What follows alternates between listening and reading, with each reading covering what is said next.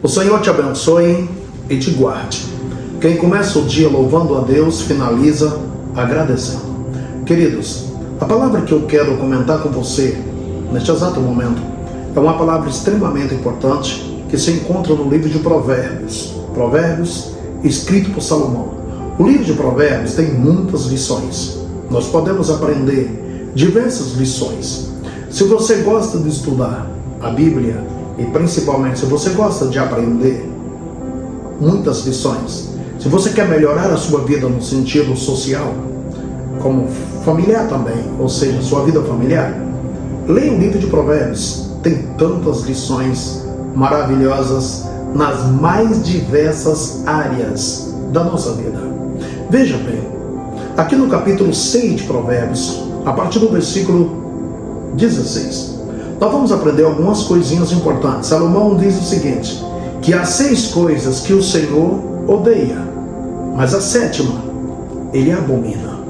Se você me perguntasse, pastor, há uma classificação do pecado? Eu lhe diria sim. Salomão vai mostrando para nós uma classificação do número 1 até o número 7.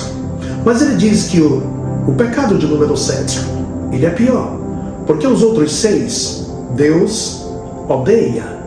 Mas o pecado de número 7, Deus abomina. Então, se você puder ler a sua Bíblia, ou seja, pegar a sua Bíblia, por favor, por gentileza, confira, leia juntamente comigo.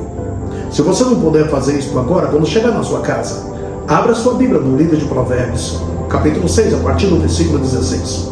Salomão vai mostrando para nós coisas importantes que nós devemos ter o cuidado para não desenvolvermos essas características, para não praticarmos esse tipo de pecado, para não termos uma vida de acordo com essa lista. Vejam bem, a partir do versículo 16 do capítulo 6 de Provérbios, ele diz assim, há 6 coisas que o Senhor odeia, e a 7ª ele abomina. A primeira coisa que Deus odeia é exatamente olhos altivos. Está falando de orgulho, queridos. As pessoas orgulhosas cometem um grande erro. Deus não gosta de pessoas orgulhosas. Se você tem este mal, se você tem esse problema, esse dilema, querido, observe. O orgulho, ele precede a destruição.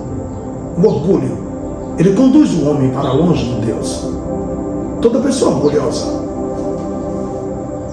não agrada ao Senhor. Toda pessoa orgulhosa está longe daquilo que é a presença de Deus. Então, o primeiro problema, a primeira coisa que Deus odeia é exatamente o orgulhoso. A segunda coisa que Deus odeia aí é a língua mentirosa. Aqueles que praticam a mentira, querido, o mentiroso não tem parte com Deus.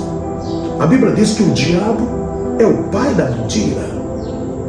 Querido, você não pode ter compromisso com a mentira. Nós temos compromisso com a verdade. É a verdade que faz a diferença. É a verdade que abre os nossos olhos. É a verdade que resgata a nossa vida. Lembra do texto? Conhecereis a verdade, e a verdade vos libertará. A verdadeira libertação, ela se vem mediante, ela acontece mediante o conhecer a palavra, o conhecer a verdade. Mas aqueles que têm aliança com a mentira, aqueles que aceitam, aqueles que praticam a mentira, Deus odeia.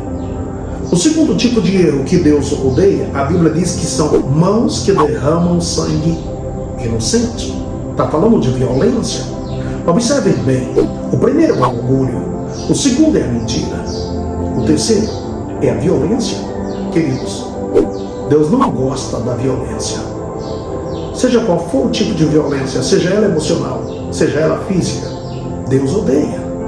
Tem pessoas que são violentas, tem pessoas que gostam de prejudicar a vida dos inocentes, tem pessoas que gostam de comprometer com o mal os inocentes. Queridos, não faça isso. Deus não gosta da violência. O quarto tipo de erro que Deus odeia é o coração que maquina maus projetos. São aquelas pessoas que são maldosas, queridos. Deus não gosta de pessoas maldosas. Deus não gosta de pessoas que tramam o mal. que projetam fazer o mal, que calculam a maldade para executar na vida de uma pessoa. Deus não gosta disso. Deus odeia esse tipo de coisa. O quinto problema, a Bíblia diz que são pés que se apressam a correr para o mal. Queridos, Deus não gosta de pessoas precipitadas. Aquelas pessoas que ouvem uma má notícia e têm urgência, emergência de divulgar, de levar ela. Isso são pessoas precipitadas que muitas das vezes não entendem direito, não acompanham, não conhecem a semântica do acontecimento. E mesmo sem entender, são pessoas precipitadas, que tomam decisões precipitadas, que têm prazer de correr para o mal. É mais ou menos aquelas pessoas hoje que usam as redes sociais. As redes sociais são bênção, mas se alguém não souber usar, elas podem ser um canal para o mal. Mas que você seja um instrumento de bênção, que você seja uma pessoa de Deus, que leve vida para outras pessoas. A quinta coisa que Deus odeia, ou melhor dizendo, a sexta coisa, a Bíblia diz que é a testemunha falsa. Queridos, isso está falando de falsidade. Deus não gosta da falsidade. Deus não gosta do engano. Deus gosta de pessoas autênticas, pessoas sinceras. Por mais que você tenha seus erros, seus dilemas, suas falhas, querido, não esconda de Deus. Não queira apresentar uma imagem que não corresponda com a sua realidade. Você não pode ser uma mentira, um auto-engano. Você não pode usar de falsidade para com as pessoas. Seja autêntico, procure ser verdadeiro. E por último, a sétima coisa que Deus agora não só odeia, Ele abomina, está num nível maior. É aquele que semeia contenda entre os irmãos. Queridos, tem pessoas que têm prazer nas divisões. Tem pessoas que têm prazer de promover briga. Lembra da infância, quando as crianças usavam aquela metodologia de fazer 2 riscos no chão e dizer, aqui é a tua mãe e ali é a tua mãe. Quem for homem pisa na mãe do outro. E as crianças pisavam ali no chão, fazendo uma bagunça. E aquilo provocava uma briga, uma confusão. Elas entravam na troca de tapas e se maltratavam, se agrediam. Outros colocavam a mão no meio e diziam, quem for homem cospe aqui. E ele tirava a mão. E as crianças cuspiam no rosto uma da outra. E aquilo ali estava a briga. Querido, tem pessoas que têm prazer em fazer isso. Veja bem, resumindo isso aqui, há 6 coisas que Deus odeia, mas a 7ª Deus abomina. Querido, não dê lugar a nenhum desses tipos de pecado. Seja o número 1, o 2, o 3, o 4, o 5, o 6, muito menos o de semear contenda.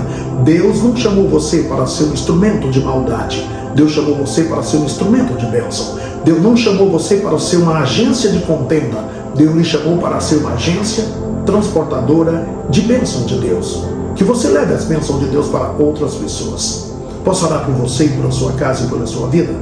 Deus, em nome de Jesus, que cada um desses itens, que cada um desses elementos que nós comentamos aqui, que o Senhor possa trazer, quebrar tudo aquilo que é contrário, que o Senhor traga a tua presença na vida deste homem e desta mulher, que ele ou ela seja alcançado por ti, que não seja um instrumento da maldade ou da violência ou do pecado, mas que seja um instrumento de bênção. O Senhor não chamou ele para ser orgulhoso, nem para ser mentiroso, nem para ser violento, nem para ser falso. Pelo contrário, o Senhor chamou para ser um instrumento de bênção, em nome de Jesus. Querido, Deus te abençoe, em nome de Jesus.